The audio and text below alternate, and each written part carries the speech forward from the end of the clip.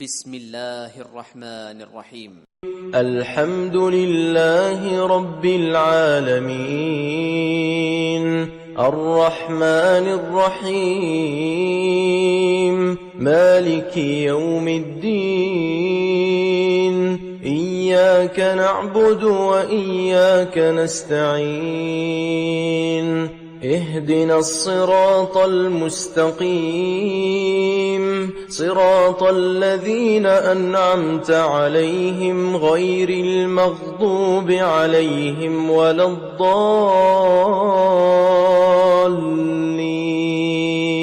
بسم اللہ الرحمن الرحیم. السلام علیکم میری یوٹیوب فیملی، کیسے ہیں آپ سب؟ امید کرتی ہوں آپ سب خیر و عافیت سے ہوں گے. آج ہم آپ سب کو دل کی گہرائیوں سے کہنا چاہتے ہیں حج مبارک. حج ایک ایسا عظیم سفر جو صرف زمین سے خانہ کعبہ تک نہیں بلکہ روح سے رب کی رضا تک ہوتا ہے. یہ وہ لمحے ہیں جب دل دنیا سے کٹ کر محبوب حقیقی سے جڑ جاتا ہے، جب لبوں پر تلبیہ ہوتا ہے لبیک اللہم لبیک، تو گویا روح پکار رہی ہوتی ہے کہ اے اللہ میں حاضر ہوں، تیرے حکم پر حاضر ہوں. حج صرف عبادت نہیں، یہ بندگی کی معراج ہے، صبر، عاجزی اور قربانی کا عملی مظاہرہ ہے. ہم ان تمام خوش نصیب حاجیوں کو دل کی عطا گہرائیوں سے حج مبارک کہتے ہیں جنہیں اللہ تعالیٰ نے اپنے گھر بلایا، یا جو لوگ حج کی ادائیگی کے لیے مکہ مکرمہ گئے ہوئے ہیں. میری دعا ہے کہ اللہ تعالیٰ آپ کا حج مقبول و مبرور فرمائے، آپ کی دعاؤں کو شرف قبولیت عطا فرمائے اور آپ کے اور ہمارے گناہوں کو ایسے بخش دے جیسے آج ہی پیدا ہوئے ہوں. اے اللہ، جو لوگ ابھی تک تیرے گھر کی حاضری سے محروم ہیں انہیں بھی جلد اپنے اس مقدس گھر کی زیارت نصیب فرما، آمین. ہمارے دلوں میں بھی وہ تڑپ پیدا کر جو تیرے گھر کی طرف کھینچ لائے. یاد رکھیں یہ سفر صرف حاجیوں کا نہیں، یہ ہم سب کی امیدوں، دعاؤں اور رب سے جڑنے کا موقع ہے. تو آئیں ان لمحات میں ہم سب مل کر اپنے دلوں کو پاک کریں، اپنے رب سے لو لگائیں اور ان خوش نصیب حاجیوں کے لیے دل سے دعا کریں. حج کرنے والوں کو، ان کے اہل خانہ کو اور تمام امت مسلمہ کو دل کی گہرائیوں سے ایک دفعہ پھر حج مبارک. اللہ تعالی ہم سب کا حامی و ناصر ہو، آمین ثم آمین. حج ہمیں سکھاتا ہے کہ ہم سب برابر ہیں، نہ کوئی امیر، نہ کوئی غریب، نہ کوئی بادشاہ، نہ کوئی فقیر، سب ایک ہی لباس میں ایک ہی رب کے حضور، ایک ہی مقصد کے لیے ایک ہی منزل کے مسافر. یہ تمام امت مسلمہ کی وحدت کی عظیم مثال ہے.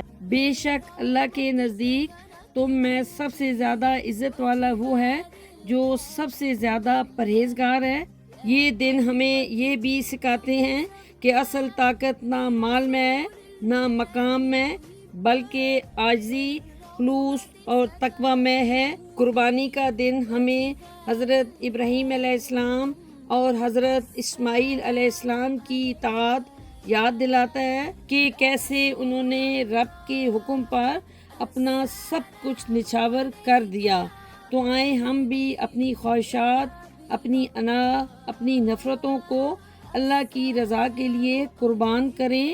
اے حاجیوں، جب آپ خانہ کعبہ کی طرف نگاہ اٹھائیں تو ایک لمحے کے لیے ہمیں بھی یاد رکھیے گا. جب آپ مقام ابراہیم پر کھڑے ہوں تو امت محمدی کے لیے دعا کیجیے گا.